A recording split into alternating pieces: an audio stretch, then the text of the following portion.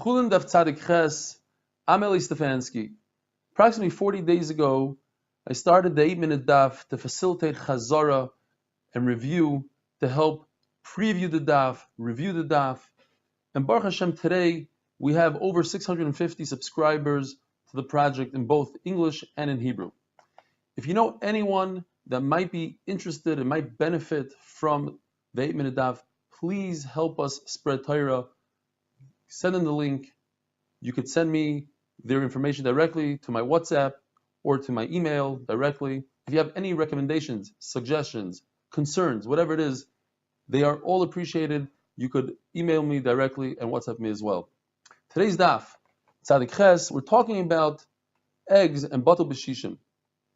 Says the Gemara, even a tamei egg from a tamei bird does not impart any flavor at all. As the saying goes, says the Gemara, if somebody wants to insult somebody's food, they would say it has no flavor like the water of an egg. So if you cook water with an egg, it won't impart any flavor into the water.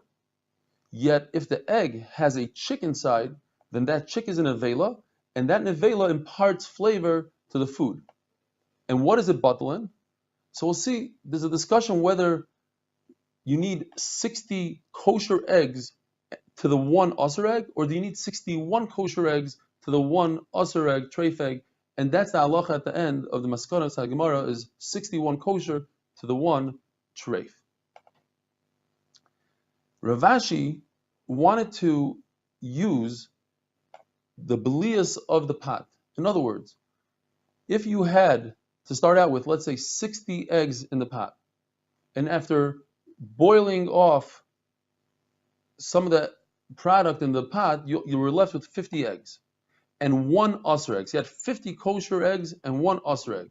Rav Ashi wanted to take the 10 eggs that were absorbed in the pot itself and add them to the 50 in the pot, and now you have a total of 60 eggs, which can be mevatel the one non-kosher egg.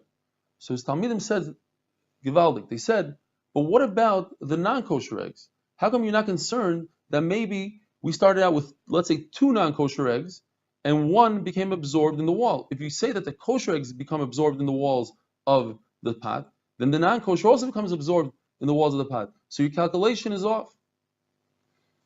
Rav Ashi said you cannot take light shiurim that are midrabanan. If Rabbanan say that there's a certain shiur, you can't say, well, you need 60 to mevatel one non-kosher item, but that's only deraisa. So when it comes to Rabbanan, you can use less. He says, no, the Rabbanan is the same thing. You need the same ratio, 1 to 60. The same thing is, he said, that chatzi shiur midaraisa, meaning that if the Torah says you need to eat a kazais in order to be chayiv malchus, if you eat a half a kazais, it's also asur. You just won't get malchus, but it's asur to eat. Says the Gemara, the Gedolei Hadar of that generation, Rabbi Yaakov bar Idi and Rabbi Shmuel bar Nachmani, that is suffix. Is the shiur of 60 plus 1 or 61 plus 1? Do you have a total of 61, in other words, 60 kosher and 1 non-kosher? Or is it 61 kosher and 1 non-kosher for a total of 62? Rav Huna paskin, that's actually 61 kosher to 1 non-kosher when it comes to eggs. And the Rishonim explain because eggs don't have a standard size. And we're concerned that if you only take 60 eggs, perhaps some of them are smaller than the others. So in order to make sure that you definitely have 60 compared to the 1, they added 1 more egg, but that only applies by eggs. At the end of the era of the Amoraim, when they constituted this concept of batel b'shishim, before that, the Gemara brings stories where they came to different gedolim. They said, can we mevatel this half a shiur with, let's say, 45 times the amount, or 43 times the amount, or 30? And the Gemara says you cannot do that. And then finally, at the end of the Tekuvas Amoraim, they instituted the batel b'shishim. Now there's a machlokes in Rabbi Shua ben Levi himself. Is it batel b'shishim or batel b'meya? Do we need 60 times the amount or 100 times the amount? And where did they get this machlokes? Says the Gemara, they got it from Nazir. It says by Nazir, v'lokach hakohenes hazroya b'sheila min ha'ayil. B'sheila means, the literal translation is to cook it. So the Nazir would take a foreleg at the end by his tahara, he'd take a foreleg and wave it, and then he would give the foreleg to the kohen. But the Torah says that he cooked it with the ayil. So this machlekes, does b'shela mean literally to cook it, or b'shela means it's by itself that you can't cut it up? But the Gemara says that according to Reb Shimon Bar Yochai, you definitely take the zroya and you cook it together with the rest of the goat. And according to one shita, the Tanna Kamma agrees to that as well.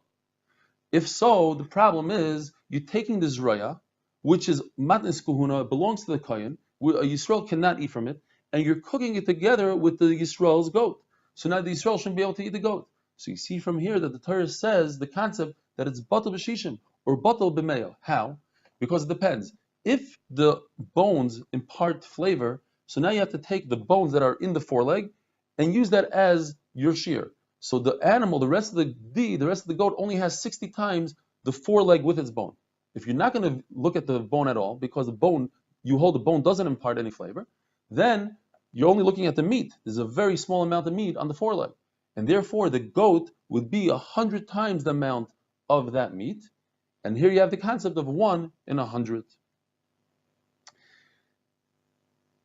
Now, Rabbi Yehuda holds, in general, in the whole Torah, he says, min b'minoi loy batal. Meaning, if you have two of the same items, like in our case, you have the foreleg and the rest of the goat, it's meat and meat. He would hold that, unless the Torah says specifically, the foreleg would never become batal to the rest of the goat, even in a million, even in whatever it is. There's no bitul of foreleg to the goat because it's min b'minoi, they're both meat. Yet over here he admits that the Torah says, a special chiddush, that the foreleg does become batal to the rest of the animal. The question is, why does Rabbi Yehuda learn from the foreleg to the rest of the Torah? Just like by a foreleg can become batal to the goat, so too in other items. Because Rabbi Yehuda learns from the dam. It says, v'lokach midam apar u'midam asar, that the blood of the bull and the blood of the goat become mixed, and we know that there's much more blood of a bull than goat, yet the Torah calls it damasar, it's still considered damasar. So you see that min b'minoi does not become batal. So why don't we learn from goat? The answer is because from zroya, because it's a big chiddush by zroya.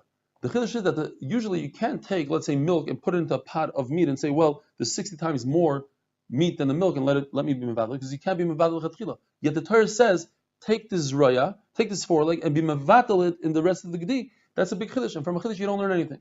So if you don't learn anything, then don't learn what we just learned. 1 in 60, 1 in 100, you're learning from zroya. Don't learn anything. The answer is because midai raisa, you mevatel b'roiv. In other words, 51% is mevatel. Here we're learning a tremendous chumrah. And a chumrah you could learn from zroya. You're learning that you need 60 times the amount. You need 100 times the amount. That's a tremendous chumrah. So even though zroya is usually a kula, but we'll learn it, we'll take the chumrah from it. Have a wonderful day, and don't forget to ask your friends to subscribe.